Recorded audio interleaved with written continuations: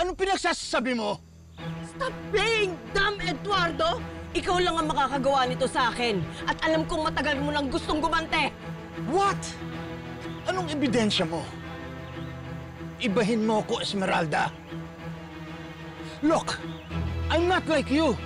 Mahalaga sa akin ang pamilya. Kaya hindi ko to gagawin kahit na kanino. Kahit kalaban ko pa sa politika. Sinungaling ka! Alam ko, ikaw ang nagpapatay sa anak ko! Do you know what you're saying? Prove it! Sue me! Hindi yung ganyan. Gagawa ka ng skandalo para lang makakuha ng atensyon?